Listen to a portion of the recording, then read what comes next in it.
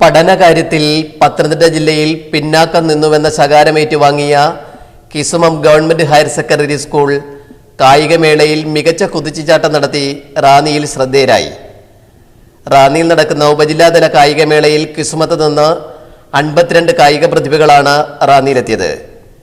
രാവിലെ നടന്ന സീനിയർ പെൺകുട്ടികളുടെ വിഭാഗം ഷോട്ട്പുട്ടിൽ കിസുമം സ്കൂളിലെ ധന്യയും അൻസിയും 2-3 സ്ഥാനം എറിഞ്ഞിട്ടുകൊണ്ടാണ് കിസുമം സ്കൂളിന്റെ കരുത്തറിയിച്ചത്. ധന്യ 6.05 മീറ്റർ ഷോട്ട്പുട്ട് എറിഞ്ഞാണ് 2ാം സ്ഥാനം നേടിയത്.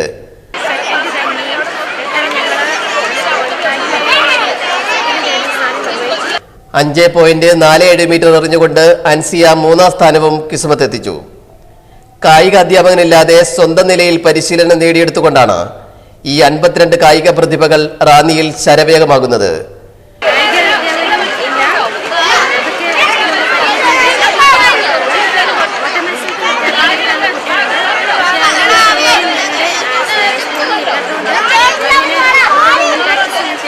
പരിശീലനത്തിനാകട്ടെ സ്കൂൾ ഗ്രൗണ്ടും കിസുമത്തില്ല. കഷ്ടിച്ച് 1/2 കിലോമീറ്റർ ദൂരം കണക്കാക്കുന്ന റോഡിലാണ് പരിശീലനം. ഇത്തരം കടുത്ത പരിമിതിയിൽ നിന്നുകൊണ്ടാണ് Kisumam government higher secondary school കായിക ലോകത്ത് ശ്രദ്ധേയരാകുന്നത്. ഞങ്ങളുടെ സ്കൂളിൽ കായിക അധ്യാപകരില്ല. എല്ലാ അധ്യാപകരുടെയും കൂടെ കൂട്ടായ ശ്രമം കൊണ്ടാണ് ഇത്രയും കുട്ടികൾ ഇവിടെ പങ്കെടുക്കാൻ സാധിച്ചത്. നല്ല മികച്ച പഠനം നടത്തുവാൻ സാധിച്ചത്. ഗ്രൗണ്ടാണെങ്കിൽ പേരുണ്ട് ഗ്രൗണ്ട് എന്ന് പറയാൻ സ്കൂളില്ലെന്ന് പറയാം. ഒരു 1/2 കിലോമീറ്റർ മുകളിൽ അല്പം നിരപ്പായ സ്ഥലമുണ്ട്. അവിടെയാണ് കുട്ടികളെ കൊണ്ട് ഓടിക്കുന്നത്. അപ്പം വളരെ പരിമിതമായ സാഹചര്യവും അതുപോലെ തന്നെ കായികാധ്യാപകൻ ഇല്ലാത്തതിൻ്റെ കുറവും ഞങ്ങൾ ശരിക്കും അനുഭവിക്കുന്നുണ്ട്. എങ്കിൽ തന്നെയും എല്ലാ ടീച്ചേഴ്സിൻ്റെയും അതുപോലെ തന്നെ ഹെഡ് മാസ്റ്റർ, പ്രിൻസിപ്പൽ എല്ലാവരുടെയും സഹകരണത്തോടെ ഒത്തൊരുമിച്ച് ഞങ്ങൾക്ക് മുന്നോട്ട് പോകാൻ സാധിക്കുന്നുണ്ട്. പഠന വൈകല്യമെന്ന് ആർക്ക് വേണമെങ്കിലും തങ്ങളെ നോക്കി പഠിക്കാം. പക്ഷേ ആ കുറവ് ഞങ്ങൾ അതിവേഗം പരിഹരിച്ചു കഴിഞ്ഞു.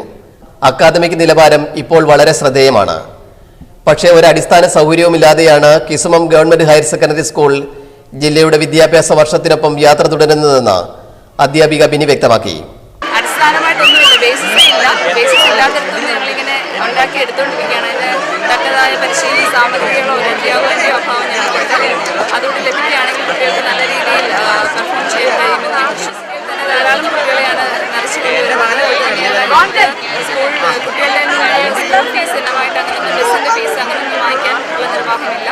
പക്ഷേ അതിനുള്ള ഒരു ഫെസിലിറ്റി കൂടെ ഉണ്ടാകുകയാണെങ്കിൽ 64 കുട്ടികളെയാണ് സ്കൂൾ ബസ്സിൽ കൊണ്ടുവരുന്നത്. അതൊരു പരിമിതിയാണ് ഞങ്ങളുടെ. അതിനൊരു പരിഹാരം കണ്ടെത്താൻ സാധിച്ചാൽ. പക്ഷേ കുട്ടികൾ, വിദ്യാർത്ഥികൾ, കായിക പ്രതിഭകൾ റാന്നിയിലെ കായികമേളയിൽ ശ്രദ്ധേയരാണ്. സ്കൂളിന്റെ ഭൗതിക സൗകര്യത്തിന്റെ പരിമിതികളെ റാന്നിയുടെ ട്രാക്കിൽ ഈ പ്രതിഭകൾ ഓടിമറികടക്കുകയാണ്. പുനവൂർ സജീവ്, ന്യൂസ് ബ്യൂറോ, റാന്നി.